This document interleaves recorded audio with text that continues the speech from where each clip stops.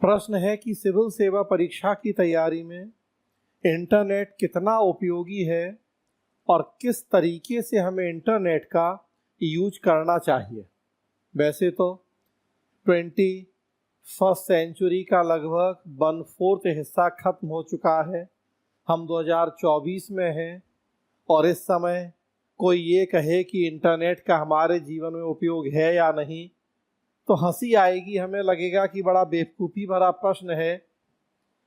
क्या आज के ज़माने में हम इंटरनेट के बिना अपने जीवन की कल्पना भी कर सकते हैं? घर पे वाईफाई का कनेक्शन हो, 10 मिनट के लिए भी अगर वो चला जाए तो स्थिति ऐसी हो जाती है कि जैसे कोरोना में ऑक्सीजन कम और ज़्यादा वाली स्थिति। तो इंटरनेट ऑक्सीजन हो गया है। इंटरनेट है तो हम जिंदा हैं, मतलब स्थिति तो ऐसी हो ही जाती है, हमने मान लिया है। मोबाइल का कभी वो जो 1.5 GB डेटा खत्म हो जाए तो लगता है दुनिया खत्म हो गई, अब कैसे वो 24 घंटा पूरा हो ताकि अगला 1.5 GB डेटा फिर से मिल जाए। तो इस तरह के माहौल में ये कहना कि इंटरनेट उपयोगी है, नहीं है, कितना उपयोगी है, तो बिल्कुल ये लग सकता है कि बेवकूफ़ी भरा प्रश्न है। लेकिन जब देश की आबादी 140 करोड़ हो, 60-70% आबादी अभी भी जबकि गांव में रहती हो, अभी भी गांव में इंफ्रास्ट्रक्चर उतना बेहतर ना हो, नेटवर्क की समस्या हो, बिजली नहीं आती हो, तो वैसी स्थिति में एक बड़ी आबादी के लिए अभी भी इंटरनेट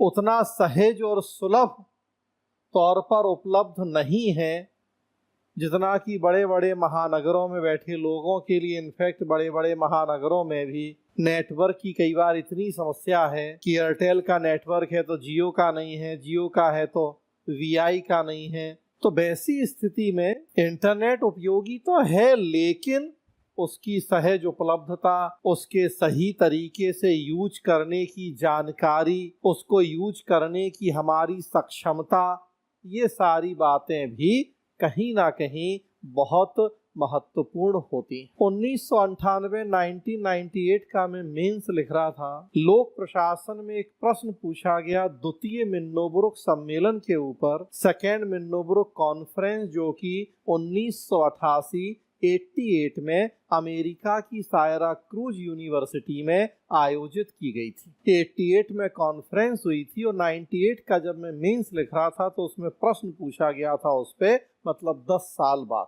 और आपको जान के ये आश्चर्य होगा कि मुझे एग्जाम हॉल में पता लगा था कि 10 साल पहले द्वितीय मिन्नोब्रुक सम्मेलन भी हुआ है। तब तक हमारे टीचर हमें केवल फर्स्ट मिन्नोब्रुक कॉन्फ्रेंस पढ़ाते थे जो कि 1968 में आयोजित हुई थी। मतलब 30 साल पहले की चीज पढ़ाई जाती थी और 10 साल पहले क्या घटा वो नहीं पढ़ाया जाता। खैर, हम बात कर रहे हैं 1998, मतलब आज से 26 साल पहले की। इस 26 साल में दुनिया कितनी बदल गई है कि 10 मिनट पहले क्या घट रहा है वो हमें पता लग जाता है। और ये पता लगाने में नो डाउट इंटरनेट की भूमिका सबसे ज्यादा महत्वपूर्ण है।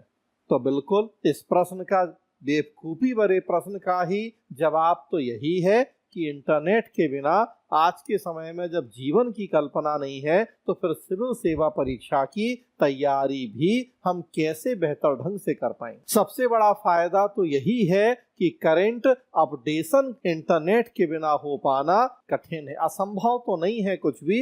न्यूज़पेपर आ जाएगा अगले दिन, टीवी पे न्यूज आ जाएगी तो पता लग जाएगा। हाँ, लेकिन 24 घंटे का इंतजार करना पड़ सकता है। इंटरनेट पे तो यहाँ घटा नहीं और वहाँ 2 मिनट 5 मिनट का समय भी नहीं होगा और पता लग जाएगा। 9:30 से 11:30 पेपर होता है यूपीएससी का और 12 बजे से पेपर के डिस्कशन शुरू हो जाते हैं। कौन से प्रश्न पूछे गए, प्रश्नों का ट्रेंड क्या है, सही आंसर क्या है, गलत आंसर क्या है, कटअप क्या होगा। तो देखिए, अब तो with in second, with in minute हमें जानकारियां मिल जाती हैं। तो नो डाउट इंटरनेट बड़ी महत्वपूर्ण भूमिका निभा रहा है। लेकिन अब यहाँ प्रश्न ये उठता है कि हम सही तरीके से इसका यूज कैसे करें, क्योंकि इंटरनेट से हम जिस दुनिया में पहुंचते हैं वो दुनिया असीमित और अथाह है, कभी ना खत्म होने वाली दुनिया है। कोई किताब पढ़ते हैं, कोई मैगजीन, कोई न्यूज़पेपर पढ़ते हैं तो उसकी भी एक लिमिट होती है कि 14 पेज का न्यूज़पेपर है या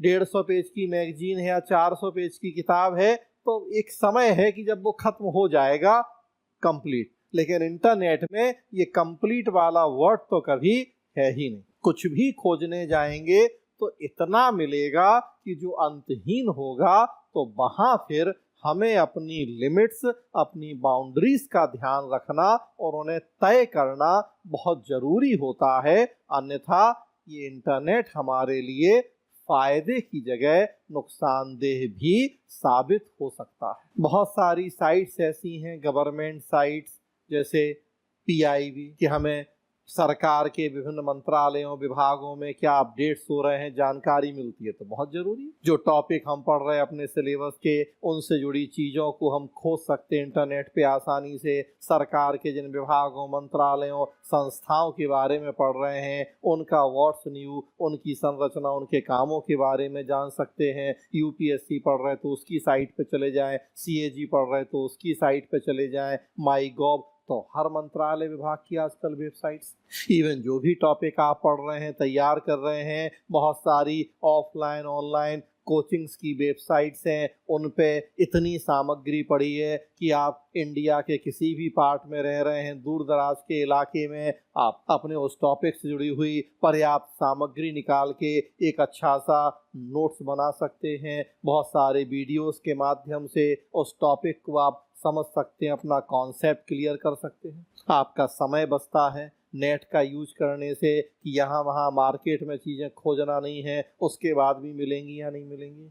अप टू डेट तो होते ही हैं। संसाधन बचते हैं, क्योंकि कोई भी एक मैगजीन भी लेने जाएंगे 150-100 रुपए से कम की नहीं होगी, इंटरनेट पे फ्री उपलब्ध है आजकल आपको लगभग चीज़ें। बड़ी बड़ी अलमारियाँ, रैक इकट्ठे करने की ज़रूरत नहीं है जिनमें वो फिजिकल सामग्री आप ला के रखें। आज कोई किताब खरीदेंगे, 6 महीने बाद पुरानी हो जाएगी, फिर नई खरीदें। इंटरनेट पे अप टू डेट हमेशा चीज़ें हैं, तो वही हम फिजिकल मोड में खरीदें, प्रिंट करें, जिसकी बहुत आवश्यकता है। तो समय बच रहा, संसाधन बच रहे, जगह बच रही, तेजी से काम हो रहा है, घर बैठे चीज़ें मिल रही हैं, हम अप टू डेट हो रहे हैं, तो बहुत सारे फायदे हैं। लेकिन बस समझदारी के तहत हम प्रयोग करें, अपनी बाउंड्रीज तय करते हुए, तो ये हमारे लिए बहुत उपयोगी होगा।